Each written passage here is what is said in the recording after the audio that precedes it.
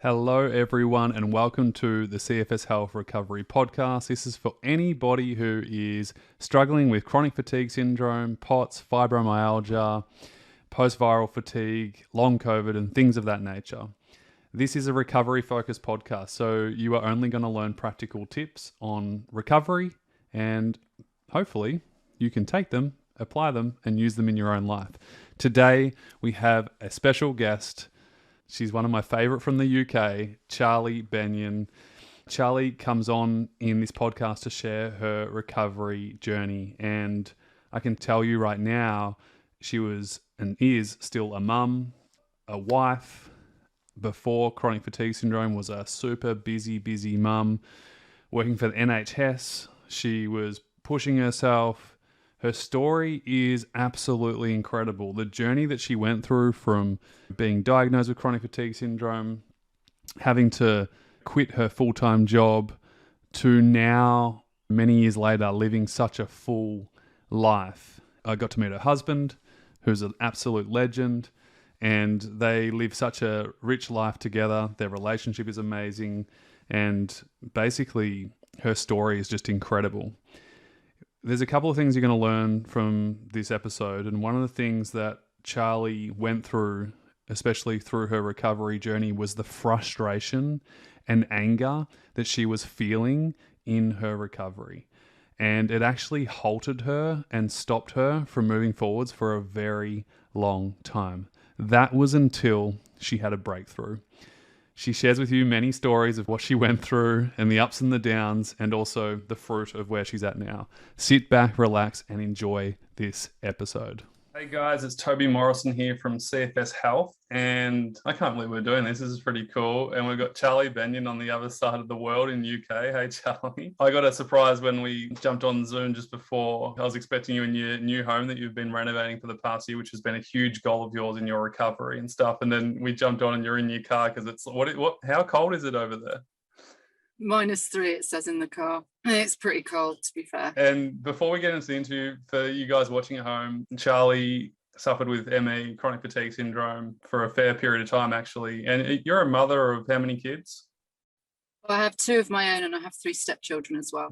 Yeah. So basically 5 kids. And we go a while back, but this is a pretty special moment for us in a way, because I remember you messaged me, and it was a while ago now, and you said one of my goals is to become a success story.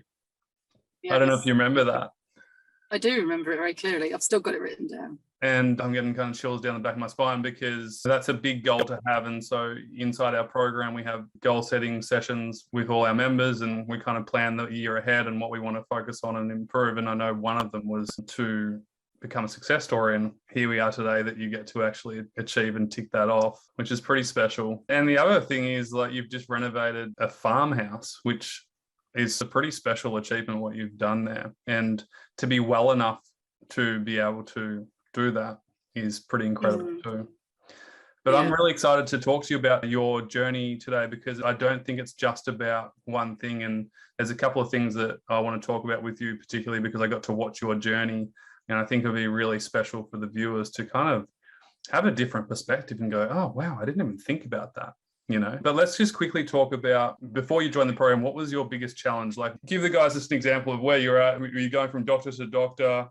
Where were you at in your life? So before I sort of got ill properly, if you like, whereas it stopped me, I had this master plan to actually do some solution focused coaching and work for myself, and I was working full-time for the NHS at the time. And what happened, because I was useless at saying no, what happened was I continued to work full-time for the NHS, and I continued to do 2 part-time jobs as well. I remember being so proud because I managed to find a diary on Amazon that had room for 3 jobs, and I look back and I just think, oh my Christ, I'd say, I know. And so I didn't give up anything. I was still running the family, the home, I had a horse, the animals, all that kind of stuff. And I just kept piling stuff on, and I wasn't looking after myself. And I got a cold, and then I got another cold, and it just started to kind of go from there. And I didn't take time properly to go back to work. I would just go straight back into a full caseload. I was constantly trying to keep going because I wouldn't allow myself to stop. And then eventually it literally just stopped me in my tracks. And I spent the entire 12 months being off sick at work, trying to get back to work. And occupational health would just sort of laugh me out of the office and say, just go home, you're not coming back. And then they retired me through ill health, which was in itself a challenge as well, because I don't know if it's the same in Australia, but in the UK, there are hoops to jump through. So they say you're not well enough to work, but then they don't make it very easy for you not to work. So there's a huge amount of pressure financially. Yeah, I have heard that. We've got other members from UK that you're friends with as well. And yeah, they went through the same thing. What, in your darkest days, was it just like blind shut, lights off?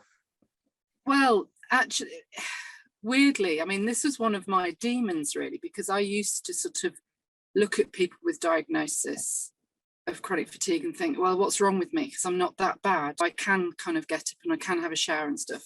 But my worst days were I couldn't get up the stairs. My husband would have to push me up the stairs. I would just literally sit in the chair. My brain fog was phenomenal.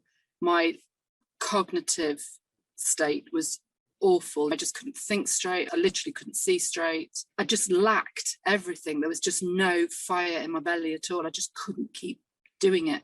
But the problem was, Toby, I did keep doing it. I still fed my kids, made the beds, all that stuff that as a mum I felt was my job. And I remember, I think I had to do a questionnaire thing for a CFS assessment with the NHS, and you have to rate yourself 1 to 10. So I would have this massive list of everything I was doing, and all my energy was like 2 or 3. So I was literally going through the motions, even though I couldn't walk straight. I was like really slow.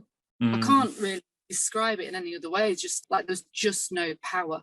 Like I wouldn't wash my hair because I just didn't have the energy. So all of the energy that I did have just went out instead of going in. And then that sort of then compounded the whole kind of psychological shit show that it is, really.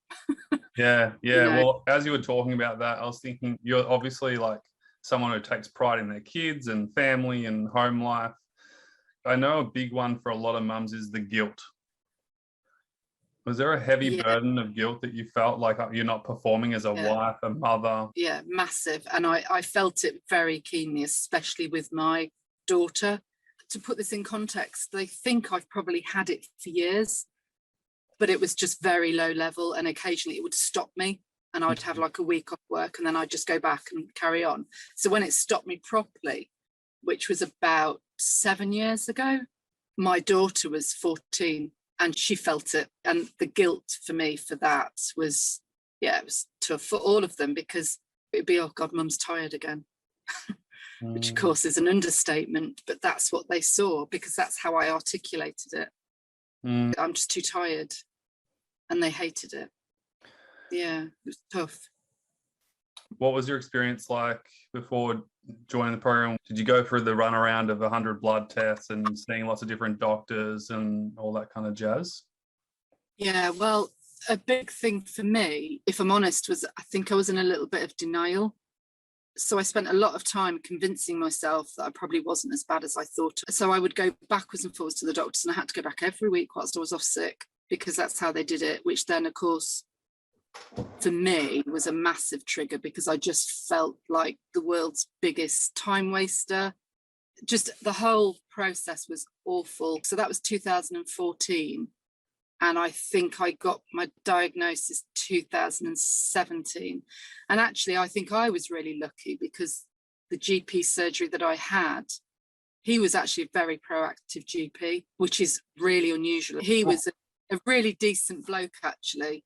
But then once I got the diagnosis, it's such a limited kind of treatment. They just do their best. The NHS is great for many things, but I think for CFS, it has its struggles because, it is what it is. Yeah, it's very nice of you to put it that way. And it's great that you got a doctor who could diagnose you, because many people don't. They have those doctors that just say it's not real, or you're making it up, or it's all in your head, whatever. Yeah. But even getting diagnosed by a good doctor, you get to that standpoint of like, well, what do I do now, doctor? People were saying to me, well, this is it. You just need to learn how to manage it. You know, this is it. Not one single person, Toby, would tell me that I was able to recover. Even in the CF treatment team place, I can't even think what it's called anymore. They just would not say you will get better. I think they were so frightened of doing that because they didn't know how that would work. So I literally used to Google, how can I recover from CFS? And that's how I came across you, literally. And I signed up for a webinar, I think, and I listened to you. I was laying in bed because I was tired and I was listening to you. It makes me really emotional thinking back to it, but it made me cry because you were like literally the first person who understood exactly what I was going through. You talked about all my symptoms. It was literally like you knew me. It was unbelievable. And that's when I signed up for CFS Health. I remember it like it was yesterday. Yeah, crazy. Wow. Making me teary. Literally, you were the only person that I could find on the whole of the internet that says, yes, you can get well. It's crazy. I mean, what's that about? Imagine if I wasn't the person that was looking for that and people would just kind of drift in this depression thinking, this is my life forever. It's awful. I'm so glad you found us. It's been an incredible journey. The game changer. Yeah. What was it like when you joined the program? What did you feel when you first entered it? So I think it was like two-pronged for me. So there was obviously the CFS Health, the original program, and that was really good because it gave me loads of information. I think though I was still in that mode and mentality of push, I need to do X, Y, and Z. It's easy with a bit more awareness and hindsight, but there was always that just trying everything, all various things of nutrition, but I didn't have patience, and so I just kept flitting around. I was aware of the backbones, I just needed more. And then I remember, I think I saw you on Instagram, and this is just before the mentorship program, and I was just so run down and angry and resentful and just so fed up with what I perceived was like, you know, my lot, if you like. I'm so glad you brought it up because this is what I wanted to talk about. This is the massive thing that most people don't realize, but you were so caught up in the anger and the frustration of what was, not what is, but what was. And it was funny because I was trying to shift you out of it for a little while, and we were having this dialogue and you were so upset and there was so much heavy emotion surrounding your past that you couldn't move forwards. Like you were just so bogged down, and we had a massive chat about it, and you agreed. You said to me, you're right, this is what's actually keeping me stuck. And you know, this is why coaching and perspective is so important, and we all need it. And not just you, but we all need it in our lives. We need outside perspective. And you've just been through such an incredibly amazing journey. I wish people saw that conversation we had, because you were not the same person. No. I agree. I think I was so intent on being everything to all people, and I was so ill and I was so pissed off that I didn't understand why, if I showed my love for people by caring for them, why they would let me do it being ill. And I was so resentful of everything I had to do, and I lost all my joy and my perspective. And I now realize, because of the work that I've done through the mentorship, so for me it was definitely a combination of physical and my mindset towards it. I don't know what I would have done without the mentorship, to be honest, because it took time and patience and coaching and reassurance to enable me to just stop in my tracks and just say, hang on a minute, Charlie, what are you doing? Why are you doing it? But then that underlying resentment that people were, I used to think that they would literally watch me run myself into the ground.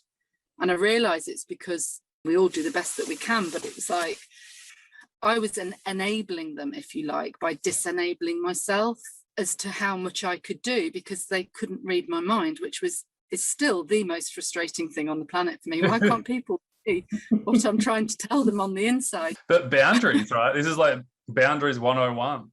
Oh my God, me and boundaries. And I think that's the thing about the mentorship for me, was that kind of, come on, Charlie, put your money where your mouth is, be accountable for the shit that I chat, really, because it's not helpful sometimes. And I just needed to take a big, long, hard look at actually how I managed myself and the information I was giving out, because I was just like behaving like a doormat. It was ridiculous. I wouldn't say no to anything. Remember that saying that I said from one of my mentors, it's nice to be nice, but it's not nice to be a doormat? Yeah, of course. Yeah. But you're running on empty. That's the problem. And so many women your age go through this process where they lose their identity in the form of helping and saving other people, when in fact the only saving you need to do is for yourself and filling up your own cup first. And as a nurse, because I was a mental health nurse, I think it's really tough. And what I've realised looking back is, I would talk the talk and I'd give them the guidance, but I actually wasn't investing in it myself. And looking back, I mean, it just seems so obvious. Of course, you can't pour from an empty cup, but I did it every single day. And I think I just became proficient at it. And one of my favourite sayings at the moment is, there are so many people running around wearing their exhaustion like a badge of honour. It just takes practice, though, and it takes support to kind of lose that, because it's 50 years of kind of those habits, and it takes courage to say, actually, that's not what I want for my life anymore. Yeah, you said it takes courage to not live that life anymore and to choose a different one.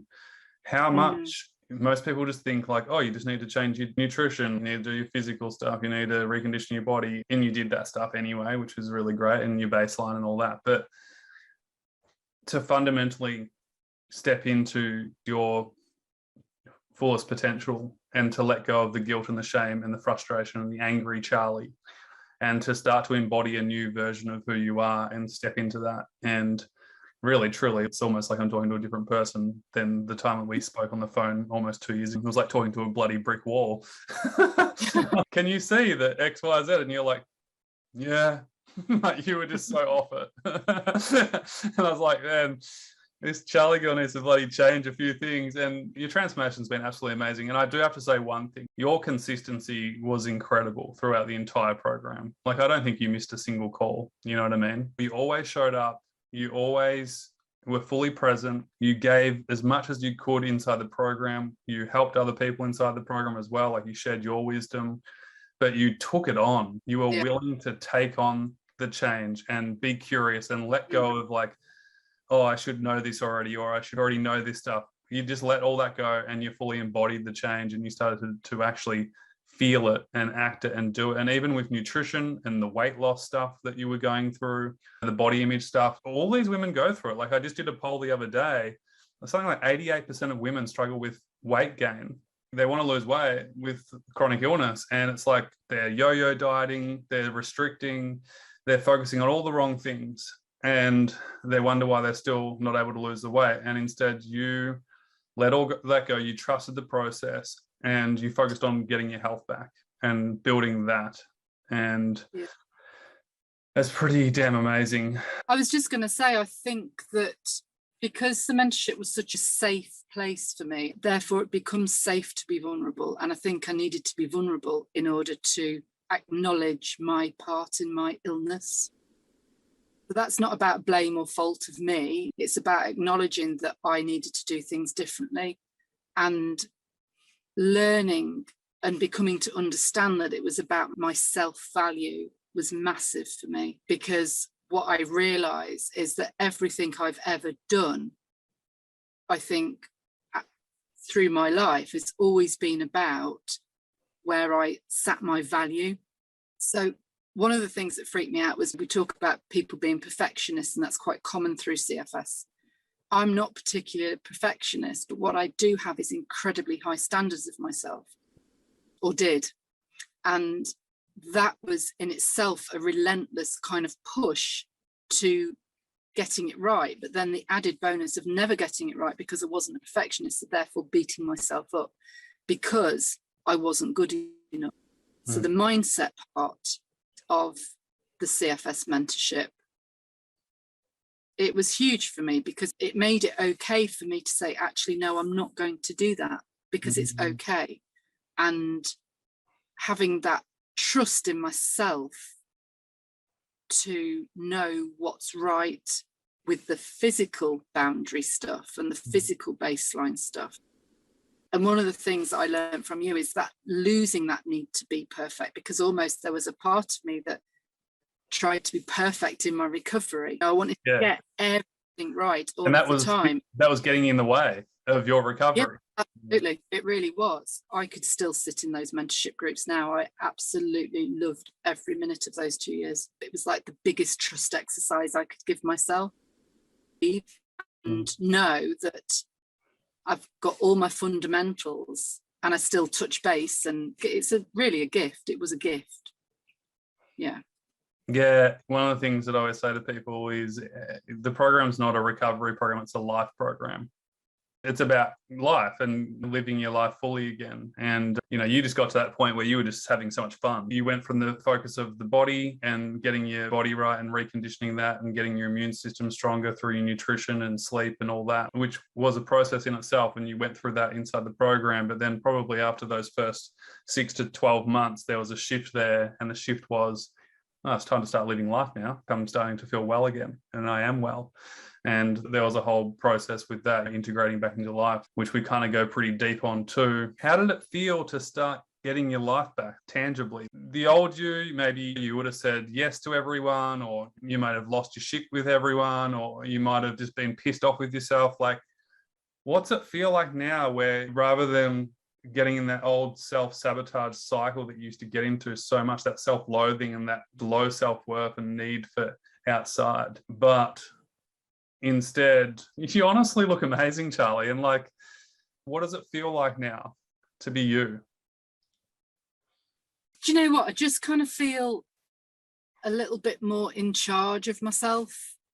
And my journey is to progress still. I can't just be a bull in a china shop with my family because they've been through this illness with me. So it's about kind of being gentle with their recovery through it too. Wow, that's fascinating. I've never heard, sorry, I need to interrupt. I've never heard anyone say that. That's really fascinating. My husband has been massively supportive, and it's been tough because he lost me for a while. And the Charlie that is here now is not necessarily the same Charlie that was here pre-illness. So there are some adjustments to make. My values have changed a little bit because they needed to, because actually I wasn't looking after myself. So it's still a work in progress, but it's about acknowledging his part in that, really, and my kids, because they were there.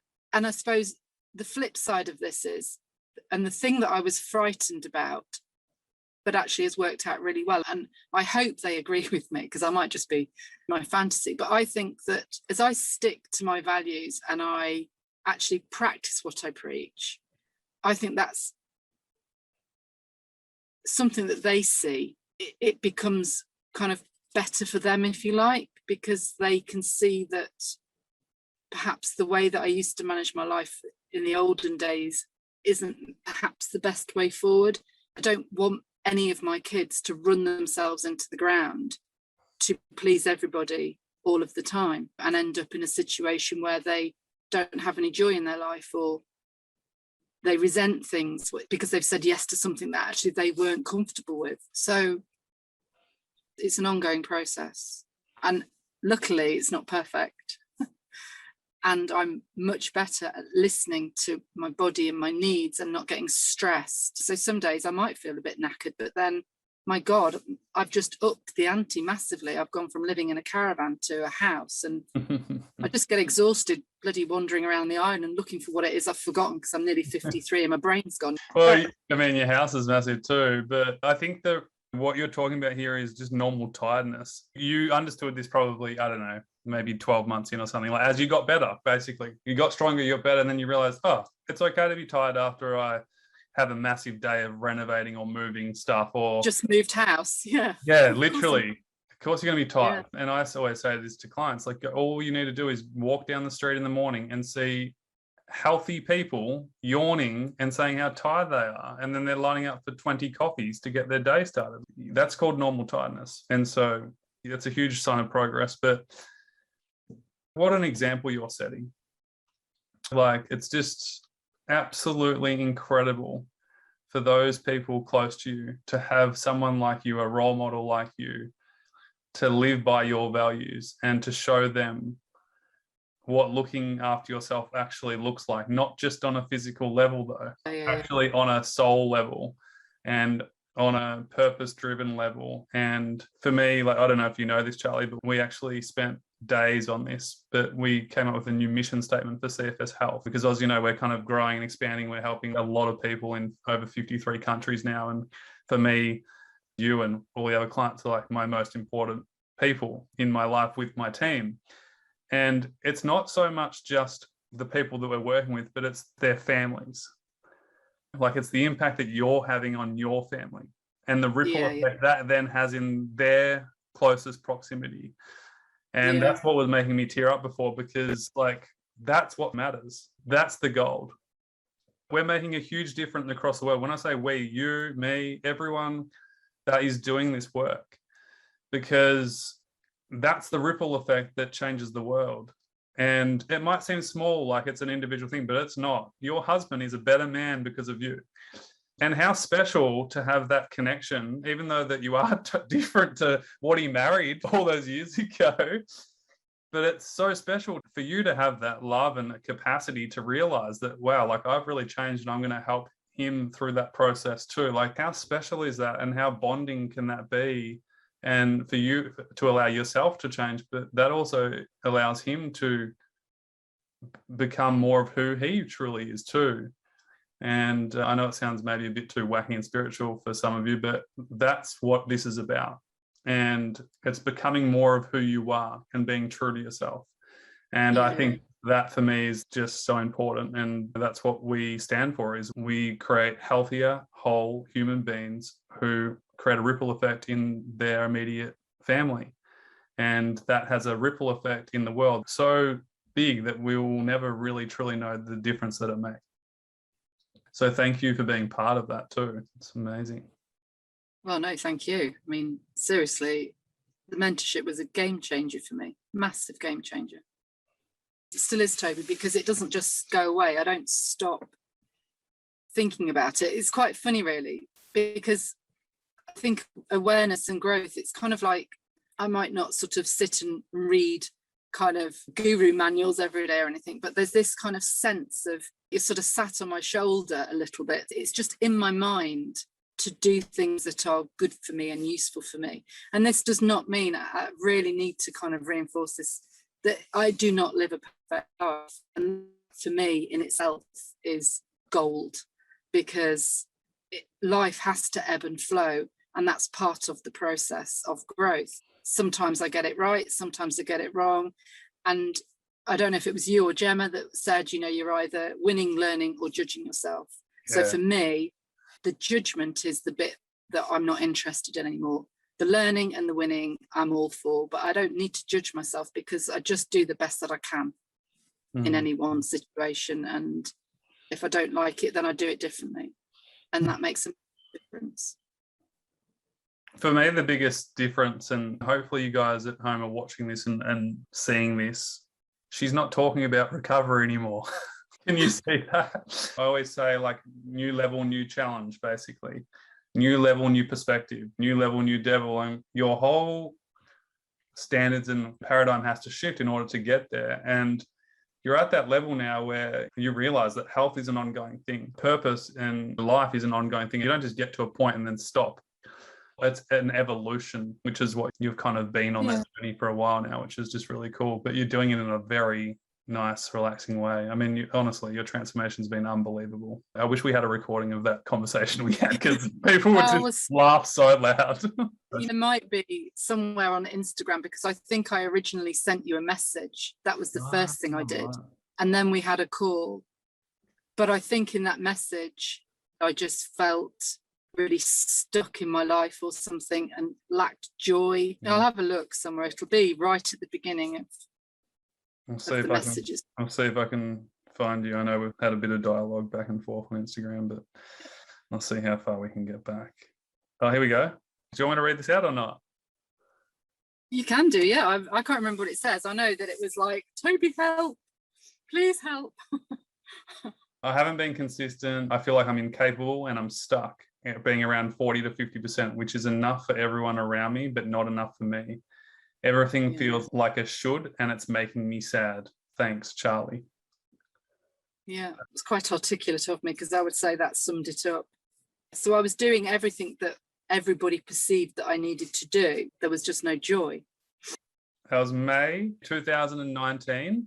And then on the 5th of September, you sent me another message. So you must have joined the program, and you've said how much of a hard time you gave yourself and that you're slowly coming out of this. And you said, slowly and surely, I must win this race. And I will most definitely join your program in the near future. I hope all is well with you. And then, yeah, you obviously joined, and how far you've come. Bloody amazing. Before we go, I just want to ask you 2 questions. The first one's important. The second one's more important. First one is, if someone's thinking about getting help, they're all over the shop, they're going through what you've been through, and they're like, oh, should I join the program? Should I not join the program? They're umming and ahhing, they're scared, they're skeptical. Would you recommend the program? Is it worth the investment? What would you say? 100%, honestly, 100% I would recommend it. I absolutely think that it was a gift and that it changed everything for me. It changed my entire perspective on recovery and what was possible and how I could achieve it. Absolutely would recommend. What was the most helpful thing inside the program, or top 3 things that you felt was a lot? Top is easier, because I would just say kind of everything. So the community was incredible. I've made lifelong friends through that community. Honestly, I'm in contact with a few people. It's an absolute gift. I can't tell you. That safe, loving, understanding community of like-minded people who have the recovery as their goal. It's priceless. The accountability from yourself and Gemma, I love that, because it's like a metaphorical bomb up my arse, really, and it's what I needed. We're a bit nicer than that. No, in a very gentle, loving way. I did need that sort of, come on, Charlie, you can do this. How are you going to do it? We all need accountability. Yeah. Yeah, still need accountability. You know, it's what I want. So the community, the accountability, just the information generally. I can't pick 3. I don't think I can. The knowledge from Dr. Olivia, I mean, just unbelievable. The woman is incredible. The mindset coaching with Gemma, Christ, she's wise beyond her years, an incredible woman. And then the coaching with you, I just think, honestly, Toby, it can't be measured. It's excellent, really excellent. I loved it. I loved every second of it. You didn't want to leave at the end because you loved it so much. No, most people don't. I didn't. And I look back and I think, oh God, I really miss it, in a good way, not in a kind of, oh shit, I shouldn't have left because I can't cope. I just miss you guys. I talked to Nicola and she's sort of, oh, we had such a good session today. And I'm like, oh, I really miss it. I think you told me, like, I think I'm going to leave soon. Like, I don't want to, but I'm feeling so good. And I was like, it's time. Like, spread your wings. And the second thing I wanted to ask, just quickly, because a lot of people have never experienced it, what is group coaching like? Because people just think it's just like, oh, it's not even good, but it's way better than one-on-one, in my opinion. So interesting. I learned so much from people, and just that connection you make with people when you're hearing something that you felt. And I didn't ask questions every session. Sometimes I would just sort of sit and listen. But it's something so reassuring knowing that there's somebody out there that is experiencing something that you completely understand. It's just like a massive hug. It's just very loving, safe, nurturing, everybody's there for the right reason. Everybody's there because they want to learn, they want to recover, they want to support everybody else in that environment. It's just really nice. It's very clever. I used to come away from those sessions just feeling really energized. Well, even in our lifestyle integration program, you kind of upgraded into integrating back into life, which is a whole separate program. And since you left, it's even more bigger in the sense of long-term goals, values, talking about big dream stuff, which is just really cool for those guys now. And that's why Nick was probably telling you, oh my God. And you can come back in there, you'd probably love it now because it's about kind of what you're talking about. Even in our sessions, I remember there was one session in particular, you were having a tough time and you just brought your question. We jammed on it. We did a coaching session on it and you had a huge breakthrough. And you having that breakthrough then helped everyone else in the room go, how is this relevant for me? What can I take away from it today? And everyone's getting their notepad and pen out. What's 3 pieces of advice you'd give someone who's watching this right now and they're struggling? What's 3 pieces of advice just straight from the heart from you? To trust you and to trust the process of the mentorship. It really is. I've never experienced anything like it. It was just literally the best thing I ever did. The next thing is to be kind to themselves and to stay patient, because recovery can be a process. For some people, it shifts quicker. For me, it took a little bit of time. I think it's really important not to judge yourself because everybody is on their own journey. So I think when I left the mentorship, I think I said, eat your greens and trust the process. Did that answer the question? 3 pieces of advice? Yeah. And for someone who can't join the program right now, what's one bit of advice for them as well? I would say, have a look at your stuff on Baseline. No, you're the free training. Yeah, we'll leave a link somewhere. All you need to do, if you can't find a link, just type in cfshealth.com/baseline. There it is right there. Yeah.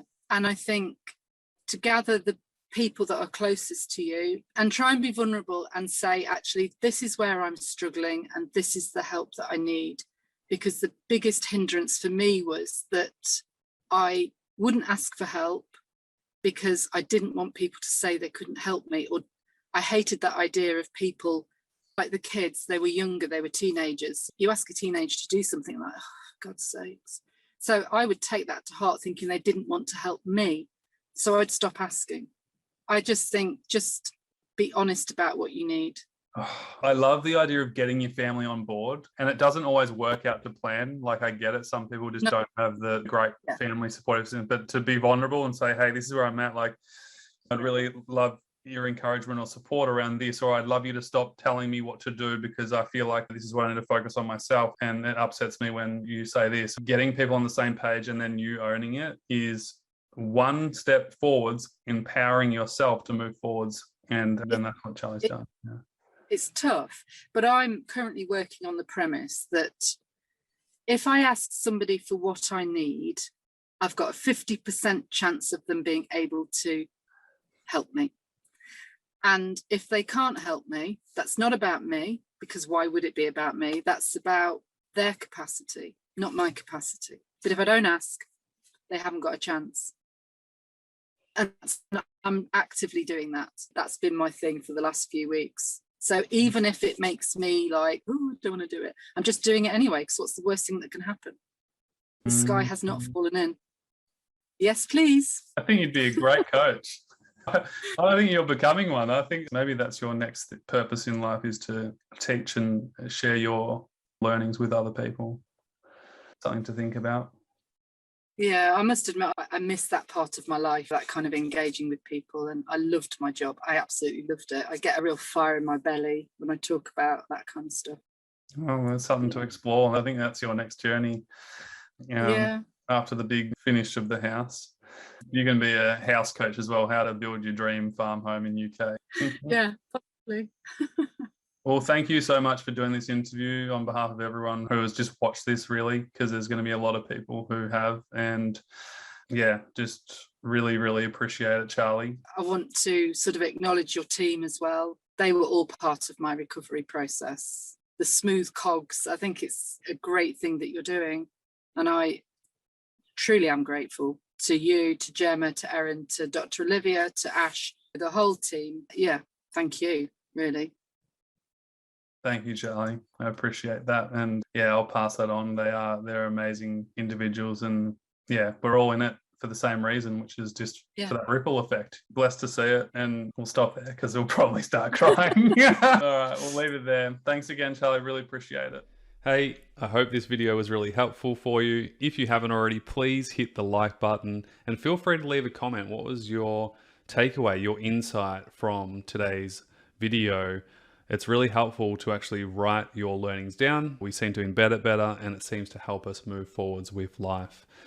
Here are 3 ways we can help you right now whenever you're ready. The first way is make sure you add yourself into our free information recovery group on Facebook. We'll leave a link in the description below. It's a really supportive, encouraging place. There's no negative venting. You can ask questions to other people. There's something like 8,000 people in there right now. And I'm sure by the time you're watching this video, there's even more. So go over there right now. We share success stories. We share our latest free trainings that come to the public. And we always share upcoming information about upgrades inside our program. And also when we offer free webinars or free information nights that can further help you with your own recovery. The second way we can help you, which is one of my favorite, is through all our free trainings. We're going to leave a link in the description with our favorite free trainings that we know can help you start your recovery. Whether that's through our baseline training, which will help you stop pushing and crashing, our 3 stages of recovery to figure out exactly where you're at and know what to do next. Or my favorite, which is our guest panel workshop, which was actually exclusive for our members. It was so damn good that I actually asked them, can we share this to the public? They all said yes, all 5 of them. So thank you, past members. They share their 5 recovery secrets, and it's really powerful. There's tears, there's aha moments, there's real key insight and inspiration. And so whether you're a 1 out of 10 and you're really struggling right now, or whether you're further along in your recovery journey and you're integrating back into life, we have you covered. The third way we can help you is through our actual paid online recovery program, the Mentorship Recovery Program. And if you are interested in getting proper help, a holistic comprehensive plan, professional coaching from the best coaches in the world, whether that's with mindset, movement, nutrition, restorative movement, reconditioning, integrating back into life, integrative medicine, baseline, structure, routine, accountability, all things health and life. Feel free to apply for the program today. All you need to do is click on the form, cfshealth.com/form, fill out the short 2 to 3 minute form application, and the team will be in touch with all the details that you need to know about the program via email. So make sure you check your spam folder for all the free trainings. If you've sent through an application, please be patient. My team are real people, okay? They're not robots.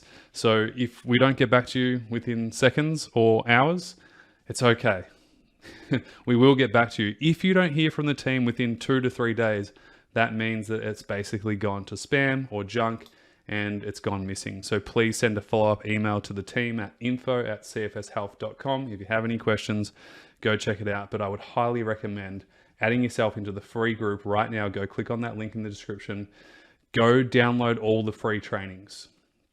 Honestly, the whole reason why this whole thing started is because when I went through this myself, it was so painful and so excruciating that I didn't want anyone else to have to go through it. And some of these free trainings are so damn valuable. Back then, I would have paid thousands of dollars for. We've had so many comments and emails and posts saying, oh my God, the baseline training was a game changer for me. Toby, I've been doing this now for 3 months and I'm feeling so much better. My symptoms are decreasing. I've got more stamina. I've got more energy. I'm able to do more things. So, you know, whether you're learning from us and consuming our content through our free format, I'm so stoked. Whether that's in our paid program, I don't really care. Either way, all I want to make sure is that you are moving forwards. You are starting to really implement this work. And that's really what it's all about. Once we implement, we make change and we start to move forwards.